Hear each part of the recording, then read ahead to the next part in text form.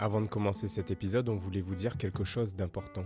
Batcarré est un média entièrement indépendant porté par 4 réunionnais bénévoles. Depuis 5 ans, on consacre nos soirées, nos week-ends et une bonne partie de nos vies pour raconter la Réunion. Mais pour continuer à produire tout ce contenu, on a besoin de vous. Si Batcarré vous a appris quelque chose, ému, fait rire ou réfléchir, vous pouvez nous soutenir dès 1 € par mois. Ça peut paraître symbolique, mais pour nous c'est énorme. Ça nous aide à financer le matériel, les logiciels, les monteurs et à garder Batcarré libre et vivant. On compte vraiment sur votre soutien.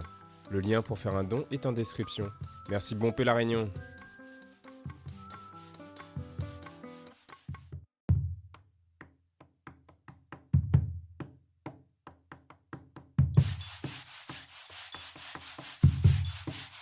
Cliquez. Salut Mathieu, Salut Fabienne. bienvenue dans Batcarré, le podcast qui ouvre le dialogue avec les Réunionnais du monde entier. Alors ici, on reçoit des sportifs, journalistes, chefs cuisiniers, chefs d'entreprise, artistes ou encore youtubeurs, parce que chaque Réunionnais a son histoire à raconter. Ensemble, allons Batcarré. Allons découvrir qui ils sont et comment ils font pour garder en eux la Réunion.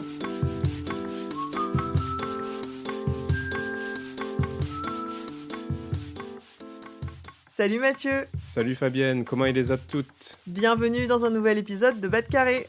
Un épisode qui s'inscrit dans le cadre du 8 mars, journée internationale de lutte pour les droits des femmes et des minorités de genre. Et pour en parler Mathieu, tu reçois Chamia, bénévole au sein du collectif Nous Tous 974. Nous tous 974 est un collectif féministe réunionnais engagé dans la sensibilisation, la formation et la communication autour des violences sexistes et sexuelles. Dans cet épisode, Chamia nous explique ce que représente cette date du 8 mars. Un rappel que les droits ne sont jamais acquis et qu'ils peuvent toujours reculer.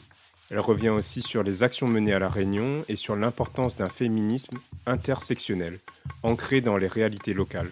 Comment les violences et les discriminations se cumulent selon les parcours, les origines, la langue, la précarité ou l'orientation sexuelle.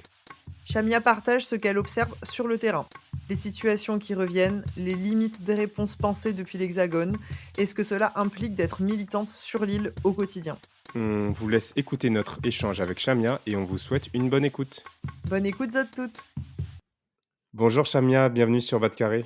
Bonjour Mathieu, merci de m'avoir invité.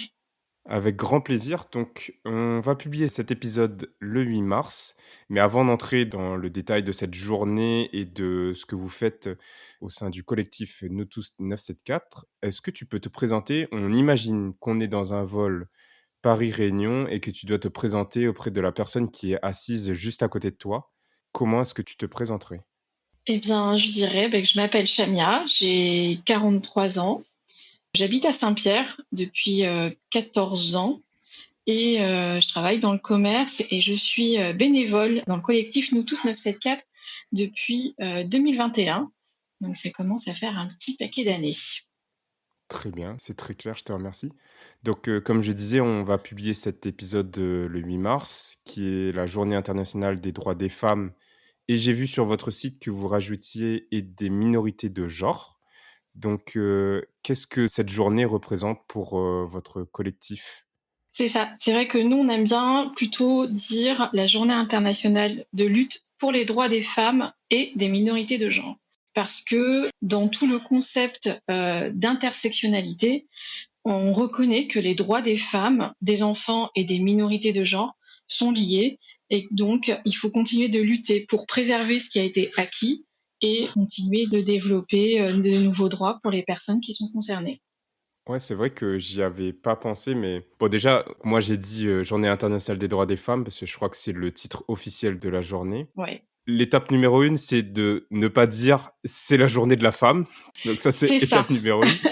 Étape numéro 2, c'est ce que je viens de dire. Et étape numéro 3, donc déjà, il y a le terme lutte Oui, qui est important et que moi, je n'ai pas porté dans ma phrase parce que du coup, toutes les actions que vous menez, ça correspond à ça. C'est du travail de lutte, de militantisme. Ça montre qu'il y a encore des droits à les conquérir. c'est ça. Et en fait, le mot lutte fait référence vraiment à l'histoire des droits, donc à toutes les luttes qui a eu lieu dans le passé, à toutes nos grands-mères, nos mères, nos arrière-grand-mères, tout ce qu'elles ont fait. Donc c'est une référence à ça. Et aussi pour rappeler que la lutte, elle n'est pas terminée, parce qu'il y a toujours des violences spécifiques pour les femmes et les minorités de genre. Il y a toujours des droits qui ne sont pas acquis, même si législativement, c'est marqué dans la loi, mais dans le concret, dans la vie de tous les jours, c'est toujours pas actif. D'accord. Très bien. Donc, est-ce qu'il y a un élément fort que vous essayez de rappeler ce jour-là? Est-ce qu'il y a un élément de communication ou un axe sur lequel il faut vraiment prêter attention pour, cette journée? On rappelle que les droits ne sont pas définitifs, qu'on peut nous enlever nos droits du jour au lendemain. Et c'est pas parce que voilà, c'est un droit qu'on a acquis il y a plusieurs années, plusieurs décennies, que demain un prochain gouvernement pourrait décider de changer ce droit et du coup changer notre statut de citoyenne en France. Donc c'est vraiment ce rappel-là. Oui et ça, c'est très, très juste que tu le dises, d'autant plus qu'on voit dans beaucoup de pays, donc en dehors de la France, on peut s'estimer chanceux et chanceuse, C'est où, ça, justement le droit des minorités est constamment remis en question, voire même, réduit, parfois à néant. On peut penser, dernièrement aux États-Unis avec, le droit à l'avortement ou plutôt l'interdiction à l'avortement dans certains États. tout à fait. On peut penser à d'autres pays où il y a des situations, similaires. Donc, c'est vrai de se dire que en fait, on célèbre aussi, parfois des dates, des victoires, sociétales. Oui, il faut le faire. Il faut le faire, mais j'avoue que moi-même, avant que tu en parles, je n'avais pas pensé qu'on pouvait, aussi, faire, marche arrière, et que c'est un risque. C'est exactement ça en fait. C'est qu'en fait, on a remarqué qu'à partir du moment où il y a une politique dans un pays qui bascule vers l'extrême droite, la première population qui va être ciblée, ça va être les personnes qui sont des minorités de genre, donc notamment les personnes trans et les personnes qui sont d'une orientation sexuelle autre que hétérosexuelle. Donc en fait, ce sera les premières personnes qui vont être concernées. On va leur limiter leur accès aux droits, aux soins, changer tout ce qui va être au niveau de l'état civil, leurs droits de parents, s'ils ont déjà des parents, notamment par exemple en Italie, les mères homosexuelles, la deuxième maman, ils ont voulu retirer ces droits. Donc en fait, tous ces droits sont imbriqués les uns avec les autres. Et l'étape d'après, donc ça c'est quelque chose qu'on voit beaucoup aux États-Unis, c'est qu'après s'être occupé des personnes trans, l'autre étape, c'est de s'occuper des droits des femmes, donc notamment limiter l'accès à l'avortement ou carrément l'interdire. Mais il y a aussi, c'est quelque chose dont on parle moins, mais il y a le mariage des mineurs aux États-Unis qui est très répandu dans toutes les D'accord. communautés et même dans des États comme la Californie qui sont réputés comme des États plutôt démocrates et assez avancés en termes de société. Mais par exemple, il n'y a pas dans tous ces États une interdiction pour les jeunes filles de se marier. OK. Peu importe l'âge de l'homme avec qui elle se marie, peu importe le contexte, et peu importe aussi, je le précise, la religion. C'est vraiment quelque chose qui est très répandu sur le territoire, le mariage des mineurs et surtout des jeunes filles avec l'accord des parents, la plupart du temps. Mais généralement, voilà, une jeune fille de 14 ans peut épouser un homme de 20, 30, 50 ans quasiment sans aucun souci, quoi. Donc Mmh. ça aussi, c'est un gros problème et il commence à y avoir beaucoup d'associations qui travaillent là-dessus aux États-Unis pour protéger les jeunes filles parce que ces jeunes filles se retrouvent complètement coincées dans des vies qu'elles n'ont pas voulu. Mmh.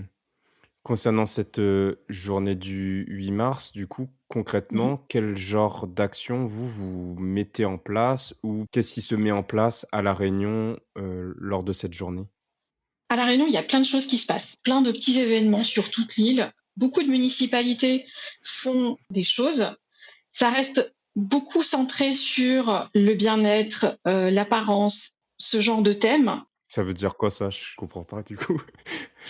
Et ben, il y a beaucoup d'ateliers qui sont basés sur le sport, Ah, OK. la beauté, donc vraiment tout ce qui est soins, massage, bien-être, ateliers de relaxation, des choses comme ça. Alors, il y en a besoin, Oui. parce que leur vie, la vie des femmes est compliquée et difficile.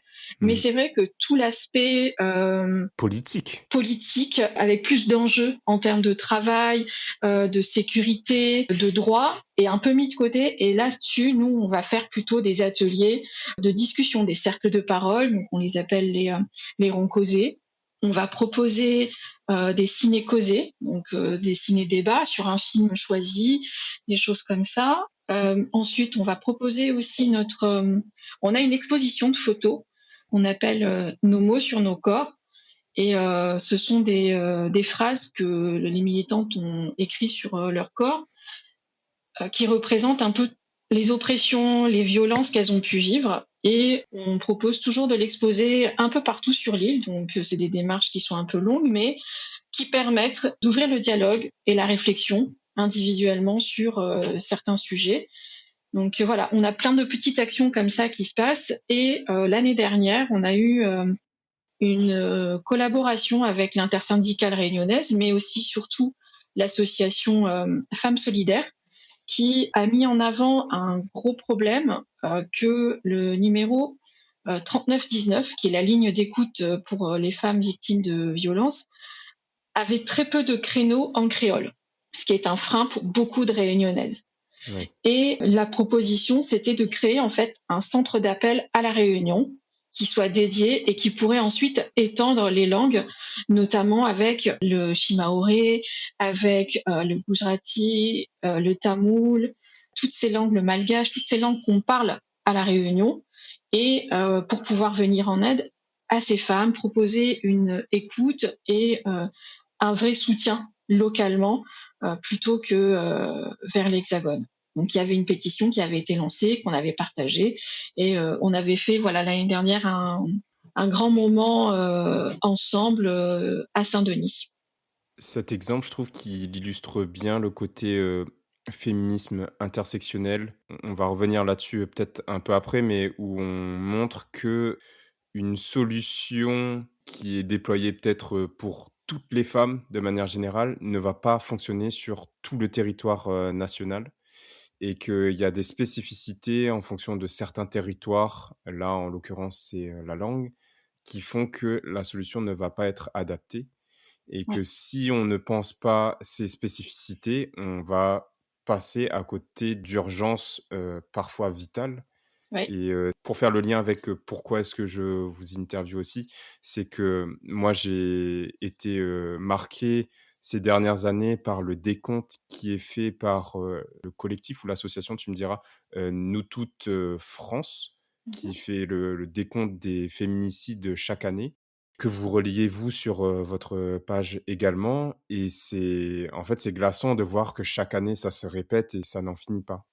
mm, Si on pense à des solutions qui sont géniales comme ce genre de numéro d'urgence, mais qu'elles ne peuvent pas s'appliquer à des territoires et à des problématiques comme La Réunion ou d'autres territoires et ben, en fait, ça prive toute une partie de la population de cette, solution d'urgence et donc ça augmente le risque pour ces personnes-là de se retrouver dans des situations, dangereuses pour elles.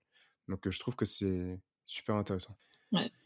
C'est exactement ça. On relaie, c'est le collectif avec une interorganisation nationale qui fait de la veille d'actualité pour pouvoir recenser toutes ces victimes. Mais bien sûr, ça, ce sont des victimes qui sont déclarées dans la presse. Mmh. Mais par exemple, ce décompte ne prend pas en compte les femmes qui sont poussées au suicide. Oui. Il y a des chiffres assez glaçants et qui sont des estimations là-dessus. Donc ça, c'est pas pris en compte. Et l'autre chose qui n'est pas décomptée, ce sont les tentatives. Les Mmh. tentatives de féminicide, il y en a beaucoup aussi. Et c'est vrai que nous, on essaye de garder un petit coup d'œil dessus dans la presse locale, mais c'est pas évident de pouvoir le faire parce que c'est vraiment un travail de fond et de veille qui est en plus très dur Bien émotionnellement. sûr. Donc c'est vrai que c'est pas un travail facile de faire ce décompte. Oui, bien sûr, je comprends. Alors, on revient à la base. Est-ce que tu peux présenter le collectif Nous tous 974? Qu'est-ce que c'est? Quand est-ce qu'il a été créé? Alors, Nous toutes 974, c'est un collectif réunionnais qui est né grâce aux bénévoles de l'association Femmes 974.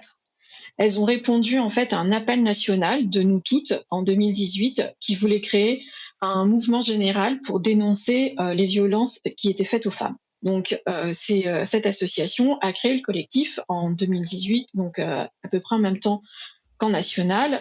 Mais c'est vrai que pour elle, c'était pas évident de faire les deux en même temps. Donc, avec d'autres bénévoles, quand on avait rejoint, on a pris le relais de vraiment travailler sous l'étiquette de nous toutes, mais localement, en fait, tout simplement. Ça fait donc depuis 2021 avec une première opération qui avait été menée qu'on appelle l'opération des sacs à pain. Donc les sacs à pain, c'était les sacs en papier quand on va acheter sa baguette à la boulangerie. On avait reçu d'Hexagone un lot où d'un côté, il y avait le violentomètre imprimé et de l'autre, il y avait les numéros nationaux d'écoute. Donc on avait démarché plein de boulangeries sur l'île et on leur avait proposé que au lieu de donner leur sac à pain habituel, ils mettaient celui-là à la place. Donc ça avait été la première grosse opération sur l'île qu'on n'a pas pu renouveler, mais ça a démarré fort. Ouais. Peut-être est-ce que tu peux présenter le violentomètre? Qu'est-ce que c'est? Le violentomètre, en fait, c'est un outil qui a été créé en Amérique latine et qui a été adapté ensuite le Centre Hubertine-Auclair en région parisienne, qui permet en fait d'évaluer la relation qu'on a avec une personne. Donc, d'évaluer qu'est-ce qui est sain dans une relation, qu'est-ce qui est équilibré, qu'est-ce qui est accepté. Et ensuite, donc c'est une règle graduée. Donc là, c'est la zone verte, tout va bien. Il y a du respect, c'est équilibré. Les deux personnes dans le couple se sentent bien. Et ensuite, ça passe dans la zone orange. Donc, il commence à y avoir du contrôle des vêtements, contrôle des fréquentations, regarder dans le téléphone de l'autre, tous ces petits détails qui parfois pris tout seul, on va pas y porter attention.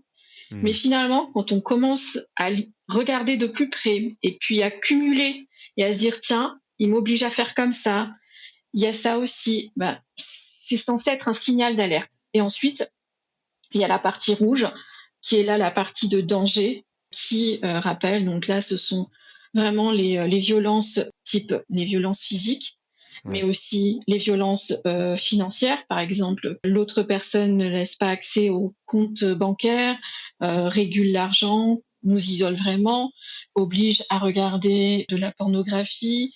Il y a les violences sexuelles aussi qui sont dedans. Donc en fait, voilà, ça permet d'évaluer comment on se situe dans notre relation et ça permet à beaucoup de personnes de se rendre compte qu'elles vivent des choses qui sont pas acceptables et qu'il faut faire quelque chose.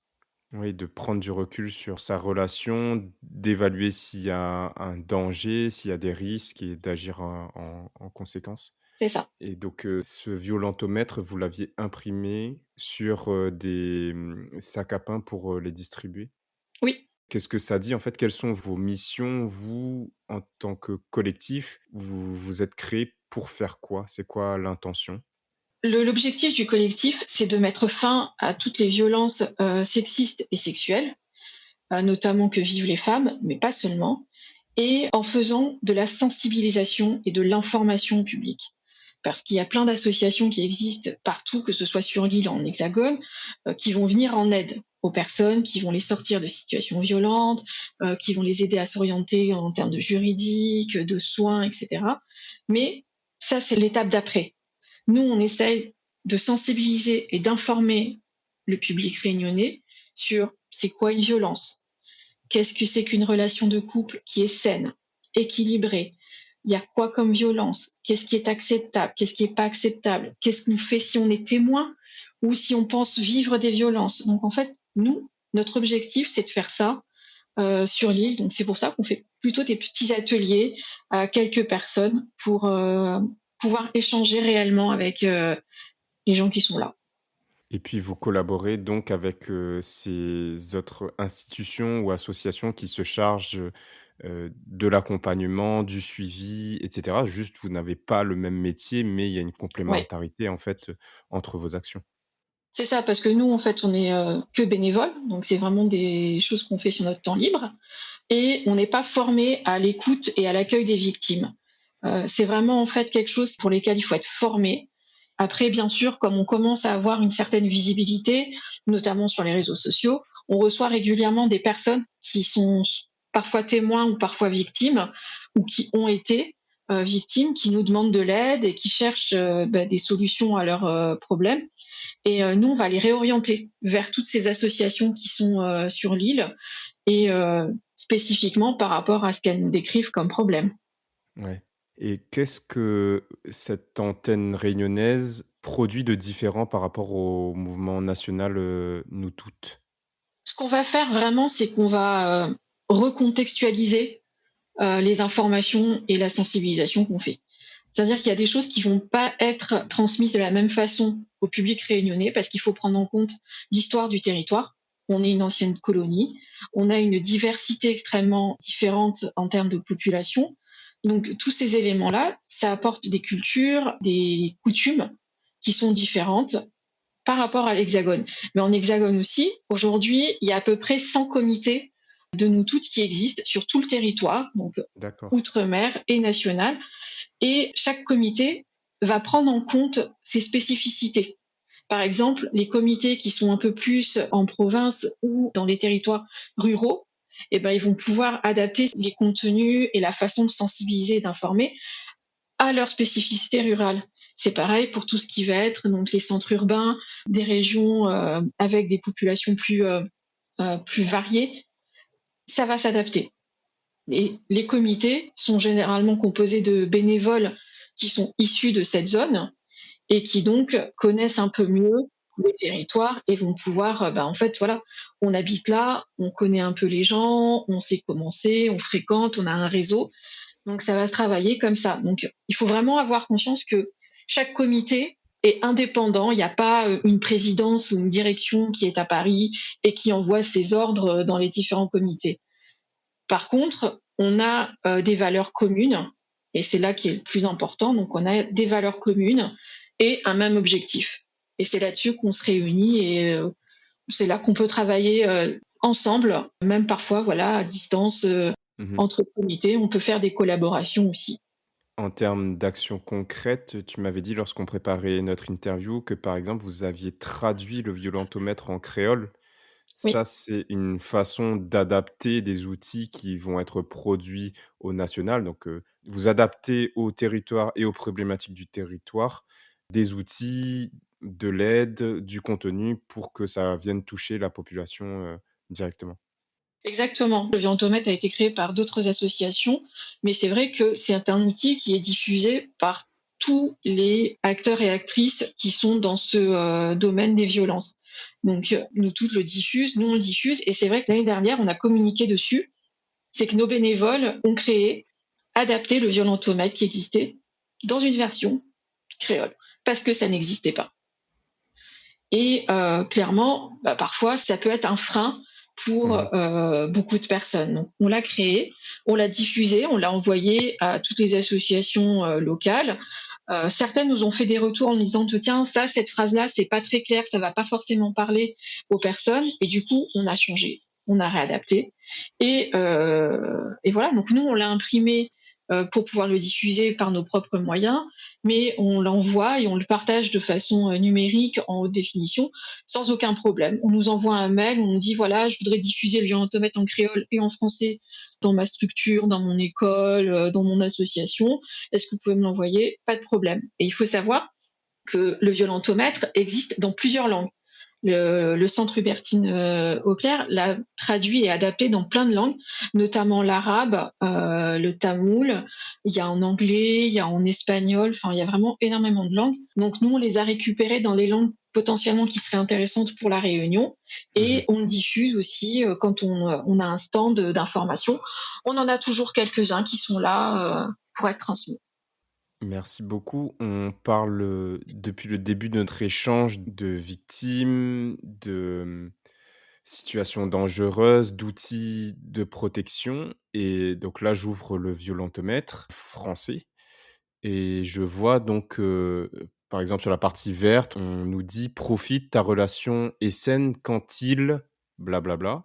Mhm. Dans le orange, c'est violence, dit: «Stop, il y a de la violence quand il blablabla». Et le rouge, protège-toi, demande de l'aide, tu es en danger quand il blablabla. Et il y a un point qui est important, c'est qu'on n'a pas parlé des agresseurs. Et Ouais. là, je veux mettre l'accent sur le «ils». Donc, qui sont les agresseurs de ces minorités? Alors, les agresseurs, en fait, c'est tout le monde. C'est potentiellement, c'est vrai que c'est quelque chose qui fait beaucoup réagir, mais réellement, potentiellement, c'est tous les hommes. Ça peut être conscient et inconscient, involontaire, volontaire, peu importe, mais tous les hommes, mais aussi globalement toute la population, quelle qu'elle soit, et potentiellement une personne qui va agresser quelqu'un d'autre. Parce que là, on va rentrer après dans le sujet de l'intersectionnalité, mais déjà, si on se base sur les violences sexistes et sexuelles, 85%, par exemple, des violences envers les femmes sont commises par des hommes.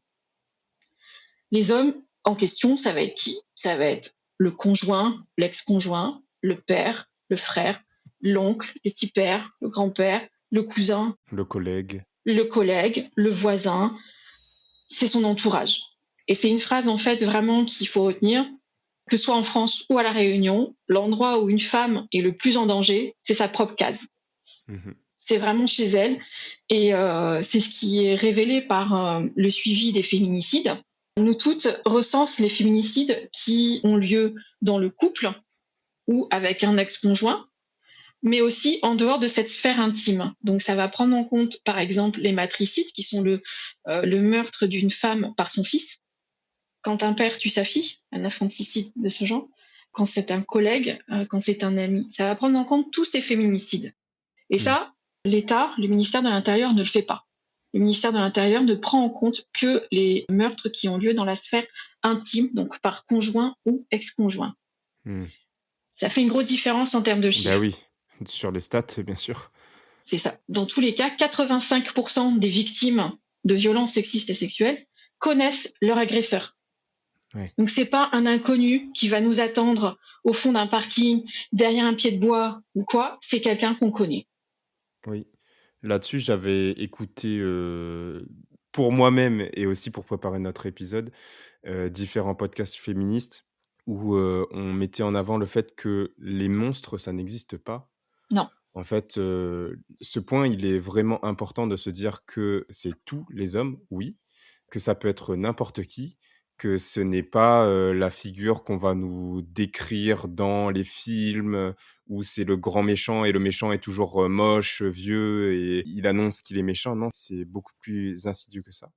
Oui. Et moi, je voulais insister sur le côté «il» dans les phrases, «Il y a de la violence quand il blablabla», c'est parce que c'est toujours «il». Oui. Et là-dessus, parfois, les hommes, donc je vais m'inclure là-dedans, on va avoir un réflexe protecteur de se dire, «Non, pas tous les hommes, blablabla». Moi, je suis pas comme ça. Ouais, moi, je suis pas comme ça, mais en fait, les chiffres, ils sont là, ils sont réels, ils décrivent, ça et j'ai eu, du coup, dans l'un des podcasts que j'ai écouté, je crois que c'était, «Les couilles sur la table», où donc l'intervenant disait: «Si une femme dit qu'elle a peur des hommes, on la prend pour une folle. Par contre, si elle dit qu'elle a peur des requins, on trouve ça normal». Or, en termes de chiffres, dans le monde, les femmes tuées par des hommes sont beaucoup plus nombreuses que les femmes victimes de morsures d'attaques de requins. Et nous, on va inverser ce truc-là et on va trouver ça complètement fou qu'on stigmatise tous les hommes, et cetera. Donc, c'est important de se dire: «Oui, en fait, c'est les hommes le problème». C'est, à nous aussi de faire ce travail-là, d'être, vigilants de nos comportements à nous et aussi de nos pairs, P-A-I-R-S, je crois que ça s'écrit comme ça. Oui. Non, c'est sûr, c'est que cette lutte, elle peut pas se faire sans les hommes, en fait. Et parfois, c'est ce qui est très rageant, c'est que, par exemple, une femme va raconter, va témoigner, va expliquer ce qui lui est arrivé et tout ça, on va pas la croire. Par contre, un homme va se mettre en situation où va rapporter les propos, souvent, on va beaucoup plus le croire. C'est quand même assez étonnant. Mmh. Il y a un exemple assez répandu que j'avais vu il y a pas très longtemps à nouveau. C'est par exemple concernant le harcèlement de rue. Ça fait des années que les femmes racontent, voilà, quand on est dans la rue sans arrêt, on est importuné. par des sifflements, des regards, des interpellations, des gestes aussi. Et c'est souvent minimisé. Et il y a une vidéo d'un homme qui va se travestir en femme. Il va vraiment faire vraiment les choses très bien avec des professionnels pour se maquiller avec une perruque, s'habiller, etc. Et il va déambuler dans la ville, dans un centre, dans une grande ville, mais il va se mettre un peu, voilà, de ce point de vue-là. Et il a à peine fait 2 pas qu'il commence à être importuné. Et là, en fait, cette vidéo, elle a fait beaucoup de buzz, ça a été beaucoup relayé. Et là, les femmes, on regarde ça, on fait, mais en fait, ça fait des années qu'on vous le dit. Ouais. Vous ne croyez pas, en fait. Il faut que ce soit un homme qui se travestisse, qui fasse l'expérience pour que vous croyiez ce qu'on vous dit. Et encore, pour certains, c'est pas totalement acquis, hein, cette histoire de harcèlement de rue et globalement pour les violences. Il y en a beaucoup qui pensent que les femmes exagèrent et tout ça. Donc oui, c'est un très très gros travail qu'il y a à faire du côté des hommes, et du côté de tout le monde en fait, tout simplement. Tout à fait. Je voudrais qu'on ouvre un autre chapitre, c'est la partie féminisme intersectionnel. On en a parlé un petit peu au début de notre échange. Mhm. Bon, je pense que nos auditeurs et nos auditrices savent ce que c'est que d'être féministe. Mais disons que pour une partie de la population, déjà, le féminisme, qu'est-ce que c'est? Je comprends pas à quoi ça sert, voilà. Mais alors le féminisme intersectionnel, alors là, ça devient compliqué. Est-ce que tu arriverais à nous expliquer ce que ça signifie ce féminisme intersectionnel? Ouais, en fait, l'intersectionnalité, c'est quand une personne vit des oppressions et des violences qui vont se cumuler et se renforcer.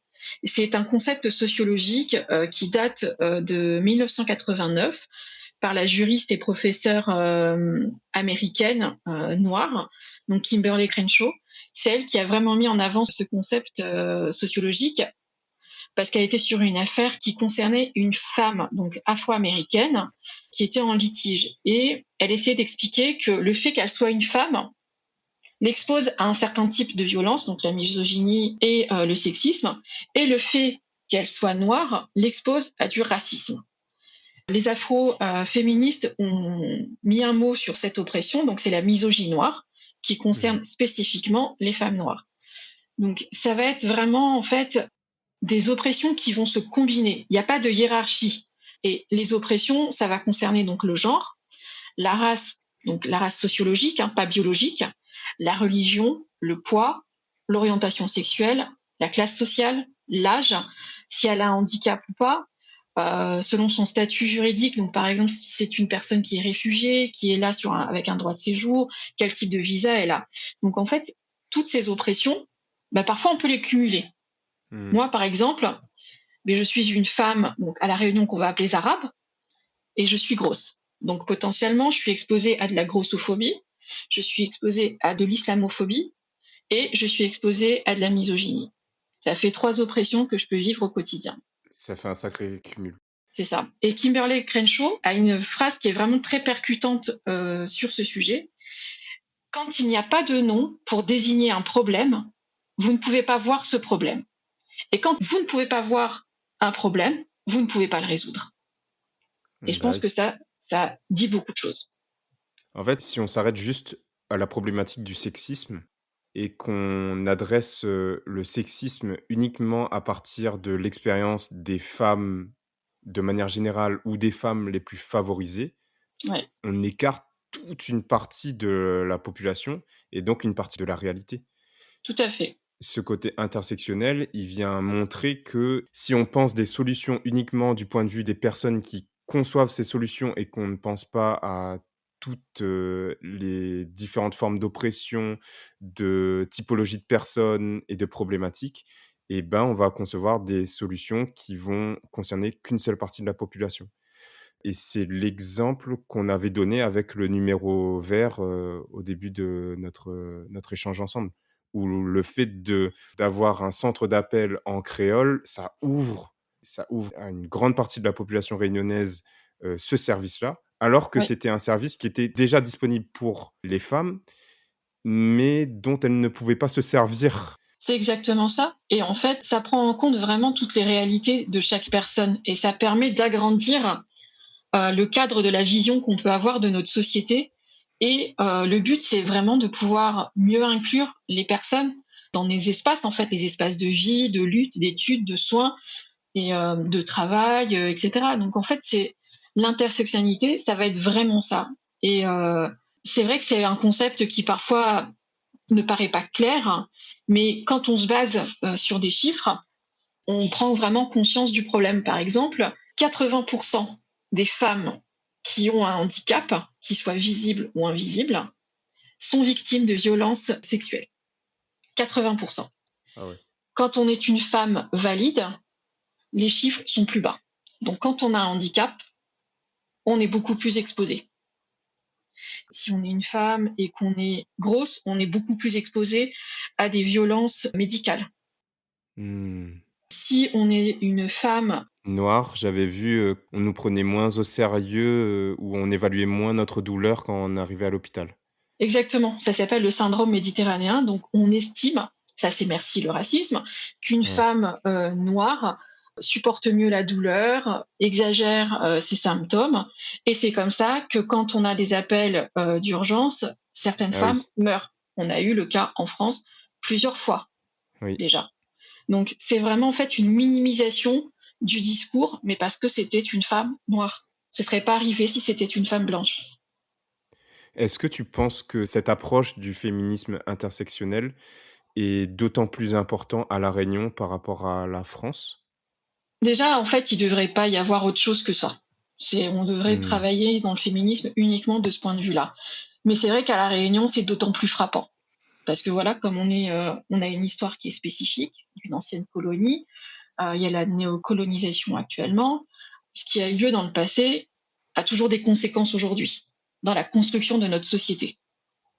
Les CAF, les CAFRINES n'ont pas le même statut social, en tout cas en termes de clichés, de vision qu'on peut avoir de la société, n'ont pas le même statut social et économique que les Arabes, les Chinois, les Malbas Oui. et encore plus les oreilles d'Iléab. Donc en fait, c'est vraiment ancré dans notre société que chaque personne, chaque groupe sociologique vit différemment. Dans sa case aussi, C'est ça. Et il faut prendre mmh. en compte en fait toutes ces différences pour vraiment trouver des solutions et apporter un changement dans nos sociétés. Parce que sans ça, ça va résoudre une partie de certains problèmes, et puis tout le reste, ça va continuer d'avoir lieu, et au final, qu'est-ce qui va changer? Mmh. Est-ce qu'il y a des témoignages, des situations dont tu voudrais nous partager aujourd'hui? Sur ce que tu vois sur le terrain, sur vos actions ou sur les retours que vous avez quand vous faites vos actions? Ce qui est le plus compliqué dans nos actions, c'est qu'on a beaucoup de retours de personnes qui sont victimes. La Réunion, par rapport à voilà comment la Réunion est faite, la situation sociale et économique des femmes à la Réunion est encore plus précaire qu'en Hexagone. Je lisais tout à l'heure, selon les chiffres depuis 2020-21, 57% des mères isolées vivent sous le seuil de pauvreté. 57%, c'est plus de la moitié. On a aussi des chiffres que 80% des femmes qui sont victimes de violences sont des mères. Donc le statut déjà de mère à la Réunion, même si elles sont entourées, elles peuvent avoir de la famille qui est présente, elles se retrouvent quand même dans des situations de violence.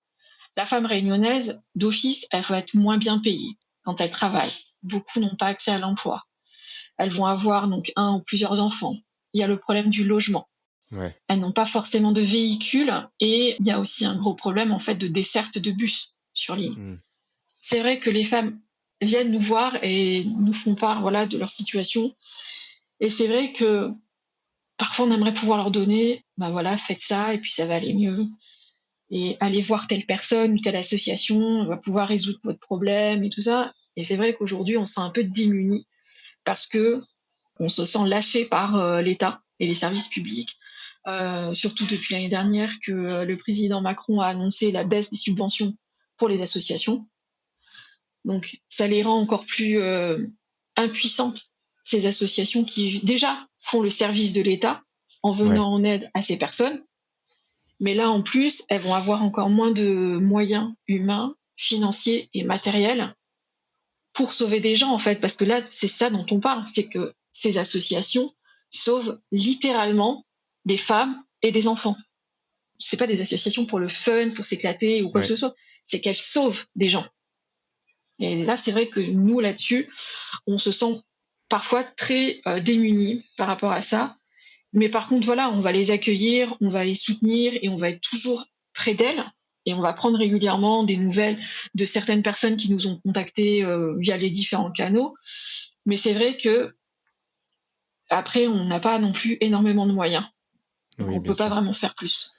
Et c'est pas votre métier. Vous êtes bénévole et c'est pas la mission de votre collectif. Exactement. Ce que j'entends aussi dans ce que tu viens de dire, c'est que les problématiques qui sont liées à notre île et qui touchent toute la population de La Réunion, le manque d'accès au logement, les transports en commun, la vie chère et cetera, on les connaît tous et toutes, ces problématiques. Elles deviennent d'autant plus importantes quand on est une, femme ou une minorité victime d'agression ou, dans une situation, de danger. Parce que du coup, ça vient, nous mettre des bâtons dans les roues supplémentaires qu'on n'aurait pas si on était en hexagone. Exactement. Donc les femmes sont les premières personnes cibles, mais il y a aussi toute la communauté queer de la Réunion qui se Oui. retrouve encore plus démunie. Donc on travaille souvent en collaboration avec les associations LGBT de la Réunion et c'est vraiment quelque chose qu'elle déplore. Quand une personne va faire son coming out auprès de sa famille, peu importe lequel, Mmh. il y a beaucoup de rejet. Elles se retrouvent à la rue, elles n'ont pas accès à des soins, elles se retrouvent en très grande précarité, parfois elles perdent leur travail. Donc ce sont des personnes qui deviennent encore plus vulnérables dans la population réunionnaise. Et ça vraiment, c'est là-dessus aussi que les associations LGBT travaillent, mais que nous aussi, on essaye d'apporter notre petite pierre dans cette sensibilisation et cette information. C'est qu'on essaye aussi d'expliquer aux gens, ben voilà, une personne queer a tout autant le droit de vivre, d'exercer un métier, d'aimer qui y elle veut, etc. Et qu'en fait, il n'y a pas de différence à avoir par rapport à ça. Donc c'est vrai qu'il y a tout un travail d'éducation un peu populaire à faire aussi là-dessus. Et voilà, entre les collaborations avec les associations LGBT et nous, on espère que voilà, ça avance petit à petit pas, on y arrive quoi. Oui. Toi, personnellement, qu'est-ce qui te donne cette oh là là, j'allais te dire qu'est-ce qui te donne cette énergie? Qu'est-ce qui fait que tu continues cette lutte et ce combat, au quotidien? C'est vrai que parfois je me demande, hein. C'est une bataille un peu de David contre Goliath en fait. C'est vraiment, Ouais. on a l'impression d'être impuissante. Et en fait, on l'est. On a de la puissance, on a du pouvoir. Il faut juste en prendre conscience. Un des moteurs quand on est bénévole dans des associations féministes, c'est souvent la colère. La colère face aux injustices, tout simplement. Et moi, c'est titre personnel, c'est quelque chose qui m'a toujours animée depuis petite. Donc, au final, aujourd'hui, mon engagement auprès de nous toutes, 974, c'est un peu la traduction de tout ce cheminement au fur et à mesure d'avoir constaté toutes ces injustices qu'il pouvait y avoir dans notre société et beaucoup d'incompréhension parce que les choses iraient beaucoup mieux si on était un peu plus empathiques et bienveillants les uns et les unes envers les autres. Et là, ouais, c'est vraiment quelque chose qui me motive et aussi quelque chose qui compte énormément pour toutes les bénévoles, c'est quand on reçoit des messages de soutien, de remerciement aussi. Quand on a relayé des affaires d'agression où on dénonçait notamment des personnes qui ont du pouvoir sur l'île, qui sont célèbres, toutes ces petites choses-là, qu'on a l'impression que c'est des gouttes d'eau, elles ont un impact. C'est exactement comme quand on discute avec quelqu'un, quand on a un stand ou quand on fait un atelier, on plante plein de petites graines. Et ces graines, en fait, elles vont amener quelque chose et parfois, voilà, on a ces retours. Merci de nous avoir donné ces informations-là. Merci, grâce à vous, j'ai pu sortir d'une situation violente. Merci, j'ai pu prendre conscience de certaines choses. Et c'est ça, en fait, notre moteur. C'est ça qui nous fait nous engager et continuer à organiser des choses. Parce que c'est vrai que parfois, on peut se prendre tellement d'insultes, de remarques, etc. Ça, c'est plutôt sur les réseaux sociaux Ah que ouais? dans nos actions. Mais c'est vrai que comme les réseaux sociaux, c'est international, c'est ouvert au monde, et que parfois, voilà, on fait des actions où on publie des posts qui font beaucoup réagir un peu tout le monde. Mais ça, vraiment, ça peut être très dur, surtout quand on gère les commentaires Mmh. et les messages. Mais parfois, dans 10 commentaires méchants, on va avoir, et violents en plus, on va avoir un commentaire d'une personne qui va venir nous soutenir et qui va aussi dénoncer ce que les gens sont en train de faire. Et ça, en fait, ça nous aide. Des petits messages comme ça que les personnes peuvent faire sur nos réseaux, ça nous fait du bien, et puis on se les transmet. On dit voilà ce qu'on a reçu, voilà le mail qu'on a reçu d'une personne qu'on avait relayé, qu'on avait soutenu, qu'on avait orienté. Et ouais, ça fait du bien. Ce que tu exprimes aussi, c'est, le fait d'être démuni face à une oppression qui est structurelle, face à des problématiques qui sont structurelles. On ne parle pas que juste d'individus. Donc oui, on parle de vie de femmes et Mmh. de minorités et d'agresseurs, mais on parle en fait d'une société patriarcale qui encourage tout ça et qui, met les associations sans revenus, qui doivent se débrouiller tout seuls face à, un tsunami, en fait. Et même là, dans les réseaux sociaux aussi, d'être à chaque fois face à des vagues de violence parce que c'est comme ça qu'on s'exprime et que, c'est la norme et puis c'est tout. Je trouve que ça rend, le combat, vraiment difficile pour, les collectifs, comme le vôtre. Nous, on est moins exposés que vous, mais ça nous est déjà arrivé aussi et en fait, on sent que dès que, on veut, changer un peu les choses, il y a tellement l'inertie qui est contre nous, c'est Oui. fatigant, quoi. C'est vraiment fatigant. Ça peut être très fatigant, ouais. Ouais et c'est là, comme tu dis, que les messages, les soutiens, ça apporte beaucoup et donc ma question là-dedans, c'est, qu'est-ce qu'on peut faire? Qu'est-ce que nos auditeurs et nos auditrices peuvent faire à leur échelle, au quotidien, pour, changer les choses, pour, apporter, plus de sécurité ou en tout cas moins de violence envers les femmes et les minorités? Déjà, on peut s'abonner à nos réseaux sociaux, donc Nous Toutes 974 ou Nous Tous 974, mais pas que, hein. Il y a plein de comptes féministes qui font de l'information et de la sensibilisation. On a aussi un site web qui reprend un peu les schémas de fonctionnement des violences sexistes et sexuelles. Donc ça peut être une première étape. Un peu lire, un peu s'informer à ce niveau-là. Et après, il y a des gestes et des petites actions toutes simples à faire au quotidien. Arrêter de rire quand on entend une blague sexiste, ou raciste, ou grossophobe, ou islamophobe, ou antisémite. Reprendre un pote qui va dire quelque chose, on va dire un peu problématique concernant une personne qui va passer devant vous, ou bien une personne que vous fréquentez. Quelque chose d'un peu plus compliqué à mettre en place parfois. Boycotter les artistes qui sont accusés d'agression. C'est vraiment en fait quelque chose de très important à faire, parce que sinon, si vous continuez d'aller voir leurs films, leurs spectacles, écouter leur musique, quelque part ça cautionne ce qu'ils font, parce que on ne sépare pas un homme d'un artiste. Récemment, on a eu le décès de Brigitte Bardot. Ça a pas mal secoué à La Réunion, hein, parce que on se rappelle de ses propos Bah oui. envers La Réunion et les Réunionnais et Réunionnaises. C'est pas parce qu'elle a fait des choses qu'elle a mis en avant le combat pour les animaux, qui est un combat qui est important et qui est très louable. Là-dessus, on dira pas le contraire, mais ça n'excuse pas le racisme.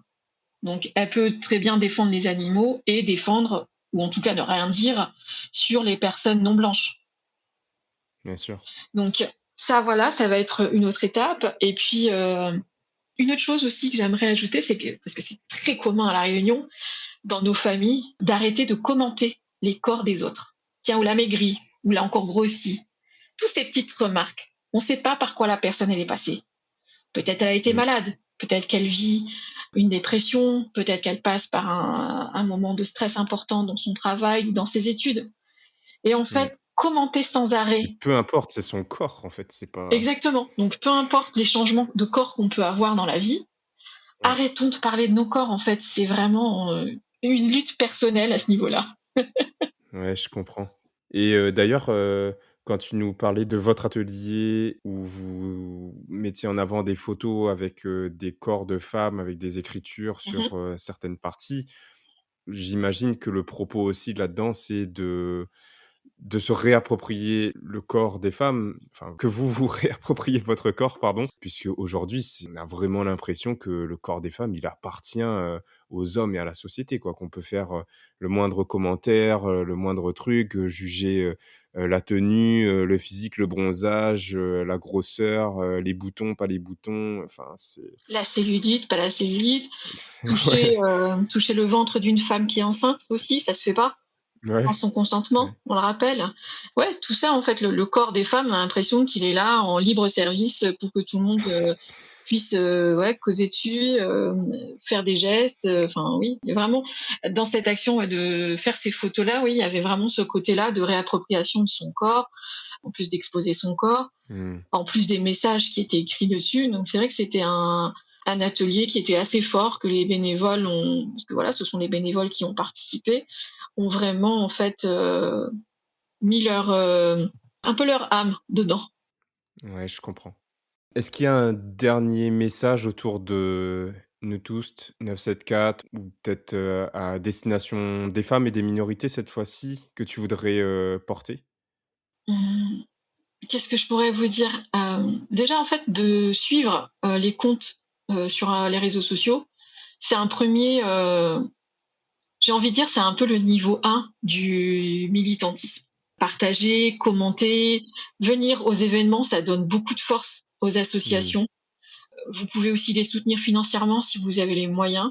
Nous, par exemple, pour financer nos matériels ou à faire des impressions, etc., on commande des badges qu'on revend. Donc avec des petits slogans féministes, certains en créole, certains humoristiques. Donc voilà, ça nous permet de financer ce qu'on fait parce qu'on n'a pas de subvention, on fonctionne au don. Voilà, il y a plein de façons différentes d'agir, même quand on n'a pas beaucoup de temps, qu'on n'a pas beaucoup de moyens. La Réunion est un département où la majorité de la population a un téléphone, un smartphone, peu importe son âge, et beaucoup sont sur les réseaux sociaux. Donc, au lieu de scroller sans fin jusqu'à pas d'heure, eh ben, un petit like, un petit commentaire, un petit partage sur les comptes, en fait, des associations et des collectifs féministes, LGBT, pour les droits des enfants, ça aide, ça nous apporte beaucoup de choses. Merci beaucoup Chamia. On se dirige donc vers les 3 traditionnelles questions de fin de Bas de Carré. La première, c'est est-ce qu'il y a une expression créole que tu aimes bien, que tu souhaiterais nous partager? Ouais, on en a discuté avec les bénévoles de cette expression, qu'on pouvait mettre en avant et celle qui est revenue, c'était, «Tia chi coupe gros bois» parce que ça représente vraiment, bah, l'engagement militant. On a vraiment cette impression que la charge, elle est énorme, qu'on est, insignifiante, par rapport aux institutions, à la société et puis, bah, par rapport Au à tout le système. travail, au système, en fait, qui existe.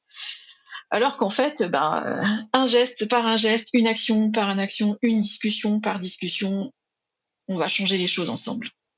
Magnifique. Deuxième question, est-ce qu'il y a un Réunionnais ou une Réunionnaise qu'on devrait tous connaître? Eh ben, c'est pas forcément des personnes qui sont célèbres. Là, c'est quelque chose en fait, qui m'a vraiment en fait un peu fait tilt parce que je savais pas qui choisir et en fait, j'aimerais bien 2 petites minutes pour faire un petit fémage des victimes de féminicide à La Réunion. Depuis 2017, le décompte a commencé et les premières concernent uniquement donc les femmes qui ont été tuées par leur, conjoint ou leur ex-conjoint. Mais depuis, maintenant 4 5 ans, ça prend un peu plus, voilà, ça élargit le cercle comme je l'avais expliqué plus tôt. Donc, je vais vous donner leur nom et je vais vous rappeler quel âge elles avaient.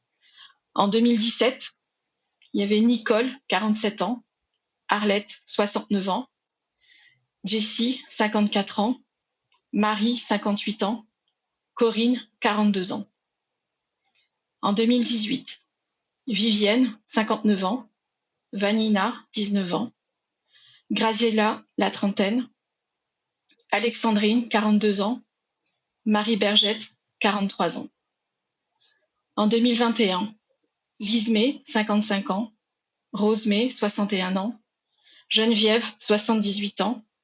Hermina, 28 ans. 2022, Charlotte, 49 ans. Dominique, 68 ans. Marie-Reine, 36 ans. Élise, 50 ans. 2024, Chloé, 34 ans. Christelle, 29 ans. Une femme anonyme de 56 ans. Kamla, 62 ans. En 2025, Salma, 35 ans, et une femme de 45 ans. N'oublie pas Azote, ni vous, ni toutes les autres victimes de tentatives de féminicide et d'autres violences. Merci beaucoup d'avoir pris le temps de donner ces noms et de nous mettre face à la réalité aussi.